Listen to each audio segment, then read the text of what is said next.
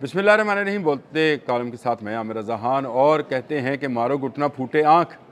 यही हुआ सुल्तान प्रिंस जो है एयरबेस जिस पर प्रिंस सुल्तान एयरबेस सऊदी अरब में जब स्ट्राइक की गई तो ये स्ट्राइक की गई थी KC-135 की, लेकिन इसमें अमेरिका की आँख निशाना बन गई और ये आँख ऐसी आँख है जिसका शायद अमेरिका ने कभी तसव्वुर भी नहीं किया था कि इस आँख को फोड़ दिया जाएगा। पहले KC-135 की बात कर लें, जो एयर टू एयर पेट्रोल जो है टैंकर है जो जहाज़ों को फ्यूल फराहम करता है। इससे पहले 7 जा चुके थे, 2 इसमें नए हमले में गए, यानी 7-2-9 और यानी 9-2-11 ये हो गए। लेकिन एक जहाज़ जो है जिस पर बहुत सारे व्लॉगर्स ने व्लॉग्स किए और बहुत सारे लोगों ने बहुत सारी बातें की कि बहुत अहम और कीमती जहाज़ जो है गिरा दिया गया। मैं आपको बताता हूँ कि इसकी कीमत क्या है। ये पूरे अमेरिका के पास टोटल 17 जहाज़ हैं जिनको अमेरिका की आँख कहा जाता है और ये जो आँख निकाली गई है ये मिडल ईस्ट की है। ऑक्टोपस की आंखों की तरह जिसकी बेशुमार आंखें होती हैं, इसके पूरे चेहरे के गिर्द घूम रही होती हैं, उसमें से 2 आंखें जब तक ईरान फोड़ चुका है।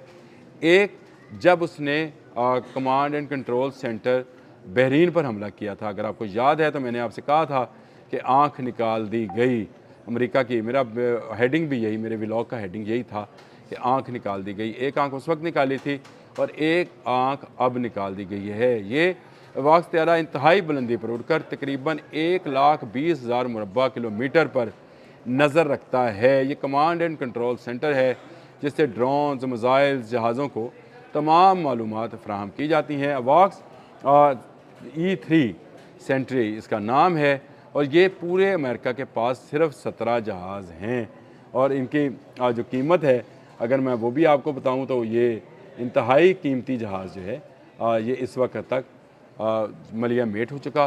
दुनिया भर के मीडिया ने इस हवाले से अपनी जो है वो तस्वीर और वीडियोज़ जो हैं वो जारी कर दी। गो के बहुत सारी पाबंदियाँ भी हैं।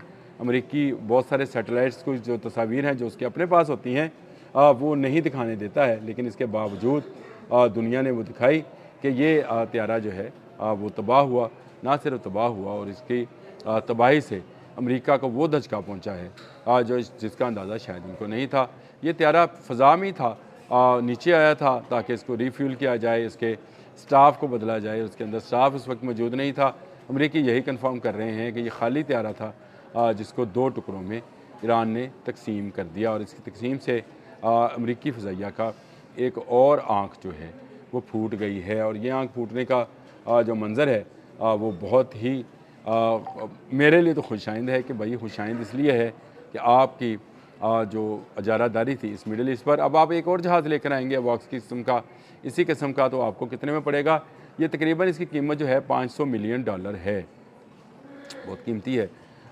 ये एक जहाज़ जो है अगर $500 मिलियन का है और ये तकरीबन 92 किलोमीटर की तक फ़ज़ा में जाकर परवाज़ करता है और इसके अंदर सारा कंट्रोल मतलब रडार कंट्रोल सिस्टम्स मौजूद हैं जो कि मुख्तलिफ़ किस्म का डाटा जो है बर वक्त फ़राहम कर रहे होते हैं।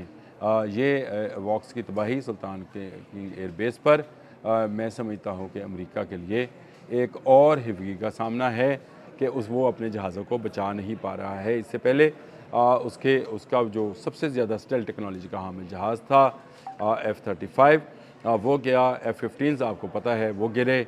F-18 को गिराया गया बहरे हिंद में ईरान की जानिब से और F-16 जो इनकी तादाद 3 है उनको भी मार गिराया। बेशुमार उनके ड्रोन्स जो हैं और ना सिर्फ भटका दिए गए बल्कि उनको तबाह भी कर दिया गया। और अब ये जहाज़ जिसके मतलब कहा जाता है कि E3 वॉक्स जहाज़ था जिसको एक आँख समझा जाता था वो अब तबाह कर दी गई है। ईरान हर आने वाले दिन के साथ एक नया सरप्राइज़, एक नया ख़र्चा अमेरिका पर डाल रहा है। और मैंने अपने पिछले व्लॉग में ये बात कही थी कि इन्हें नहीं जो बचना है लाहौर ले जो बिल्कुल ऐसा ही है। अमेरिका को नुकसान पर नुकसान हो रहा है। इस नुकसान का अजाला वो कैसे करना चाहता है, कहाँ से ये पैसे पूरे करेगा, अमन की सूरत में भी क्या होगा, ये जब अदील साहब आते हैं तो उनके साथ एक करते हैं निश्चित या खड़े होकर बात, तो फिर पता चलेगा। लेकिन अभी तक तो सूरत हाल ये है कि ईरान इस वक्त इस जंग पर मुकम्मल तौर पर हावी और बरतरी में नज़र आता है। किसी जगह पर आपको अमेरिका इसमें उस तरह से नज़र नहीं आ रहा। हाँ, अमेरिका नज़र आता भी है 2000 पाउंड वज़नी बॉम्ब बहुत बुलंदी के साथ B-2 के ज़रिए गिराकर उसने एक ऑयल टैंकर तबाह किया। लेकिन इस ऑयल टैंकर तबाह होने के बाद भी ईरान ने ऐसे हमले किए हैं जो इसकी स्ट्रेटजिकली जो फ्यूलिंग है उसको ख़त्म कर सकते हैं। यानी हैफ़ा में उसने हमला किया, उसने केमिकल फैक्ट्री पर हमला किया, उसने एक एल्युमिनियम फैक्ट्री पर जो मुत्तहिदा अरब अमारात में थी उस पर हमला किया। और मुत्तहिदा अरब अमारात के दुबई में ही एक बड़े डिपो को, जहाँ पर यूक्रेनियन ड्रोन्स मौजूद थे, उनको तबाह किया। दुबई में मौजूद उनके कौंसल खाने को तबाह किया। और यूँ चुन चुन कर वो अमरीकी अहदाफ को बार बार निशाना बना रहा है। ये ईरान है और ईरान ने साबित कर दिया है कि अमेरिका कोई सुपर पावर नहीं है, सुपर पावर सिर्फ अल्लाह की ज़ात है। अब ये मामला जो है लाज़मी बात है अमन की तरफ जाएगा, क्योंकि अमेरिका शिकस्त खाए हुए है और अमेरिका चाहता यह है कि उसके जो शिकस्त है उसको अनाउंस ना किया जाए, सिर्फ अमन की बात की जाए। यानी ये ना कहा जाए कि ये शिकस्त हो गई है, बल्कि ये कहा जाए कि मामला बराबरी पर छोड़ दिया गया है। लेकिन इसको कैसे कहें कि मामला बराबरी पर छोड़ दिया गया, जब इतने ममालिक की मदद के साथ, यानी इस्लामी ममालिक की ही मदद के साथ आप और इसराइल जैसी जदीद टेक्नोलॉजी के हमल ममालिक ने एक ईरान जिस पर पिछले 46-47 साल से पाबंदियाँ हैं उस पर हमलावर हुए और उसने अपनी 1 इंच ज़मीन आपको नहीं लेने दी, डटा रहा। अपनी क़यादत की शहादत उसने कबूल कर ली, अपनी बच्चियों की शहादत जो मेनाब स्कूल में शहीद हुई वो उसने कबूल कर ली।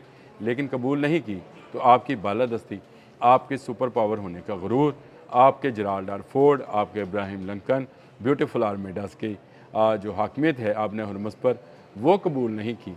और इसी वजह से उसने ताक ताक कर आपके आँखों को निशाना बनाया है। जब अंधा कर दिया जाए तो आप किसी तौर पर भी देख नहीं पाते हैं। इसमें अगर आप मुझे कहें तो मैं इस्लामी एक मिसाल दे दूँ आपको। हज़रत दाऊद अलैहिस्सलाम ने जब उनका दुश्मन जो कई फुट जो था वो बुलंद था, यानी बहुत बड़ा जन्नाती किस्म का था, उसको सिर्फ़ एक गुलेल से आँख पर निशाना मारा था।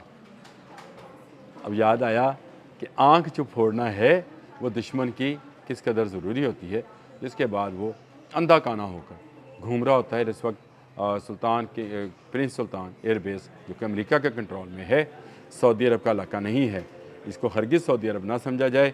मैं नहीं कह रहा, बास राक्ची साहब भी कह रहे हैं कि इसको सऊदी अरब ना समझा जाए। ये अमेरिकी कंट्रोल्ड एरिया है जहाँ पर सऊदीज़ भी नहीं जा सकते। इवन जो प्रिंस सुल्तान जिसके नाम पर यह है, शायद उसकी आल औलाद भी जो है यहाँ पे नहीं जाने की जो है हैसियत रखती, क्योंकि अमेरिकन से मुकम्मल तौर पर इसको बंद कर रखा है और इसमें दाखिले के लिए अमेरिकी वीज़े की ज़रूरत है, अमेरिकी सेंटकॉम से वीज़े की ज़रूरत होती है। लेकिन आपको दाऊद वाला किस्सा जो है, हज़रत दाऊद अलैहिस्सलाम वाला किस्सा जो है वो याद करें, जब एक बड़े दुश्मन की आँख फोड़ कर जो है बनी इसराइल जो है वो काबज़ हुई थी। आज जो है हज़रत इब्राहीम की ही औलाद यानी हम लोग जो हैं हज़रत इस्माइल वाले, उन्होंने एक बड़े देव हैकल की आँख फोड़ दी है।